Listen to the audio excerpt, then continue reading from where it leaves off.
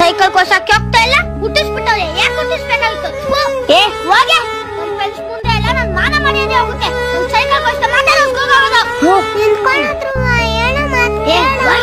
ಅಪ್ಪ ಬೇಜಾರ್ ಮಾಡ್ಕೊಂತ ನಿಂತ್ಕೊಳ್ಳೋ. ಏ ಹೋಗೆ, ಏ ಹೋಗೆ, ನಿಂತ್ಕೊಳ್ಳೋದ್ರು ನಿಂತ್ಕೊಳ್ಳೋ. ಅಪ್ಪ ಬರ್ತಾರೆ ನಿಂತ್ಕೊಳ್ಳೋ. ಎಷ್ಟು ಕೊಂಬ್ ನೋಡಿ ನನ್ನ ಮಗನಿಗೆ. ನಿಂತ್ಕೊ ಅಂದ್ರು ನಿಂತ್ಕೊಂತ ಇಲ್ಲ. ಏಯ್ ನಿಂತ್ಕೊಳ್ಳ. ಒಂದ್ ಸೈಕಲ್ ಕೊಸಕ್ಕೆ ಹೋಗ್ತಾ ಇಲ್ಲ ಅಂದ್ಮೇಲೆ ನಾನು ಯಾಕೆ ಹುಟ್ಟಿಸ್ಬೇಕಾಗಿತ್ತು?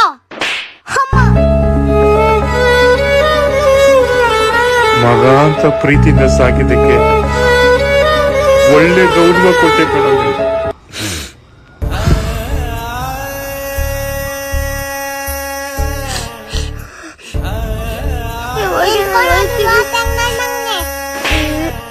ಅಮ್ಮ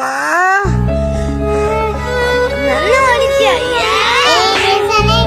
ಅಪ್ಪ ಅಮ್ಮ ಅಂದ್ರೆ ಏನ್ ಅನ್ಕೊಂಡಿದ್ಯಾ? ನಿಂಗೂ ಗೊತ್ತಾ?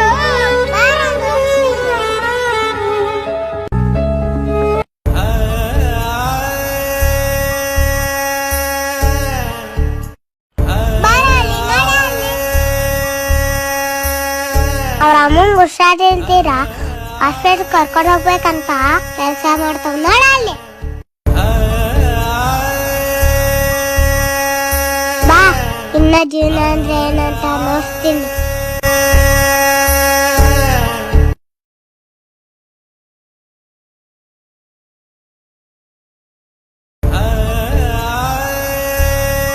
ಏನ್ ಗೊತ್ತಾ, ನೋಡ ಅವಣ್ಣ ಬುಕ್ಸ್ಗೋಸ್ಕರ ಬಾಗ್ಲು ಹತ್ಕೊಂಡು ಮಾರ್ಕೊಂತಾವ್ನೆ. ನೀನು ಹಿಂಗೆ ಸೇರ್ಕೊಳ್ಬೇಕಾ?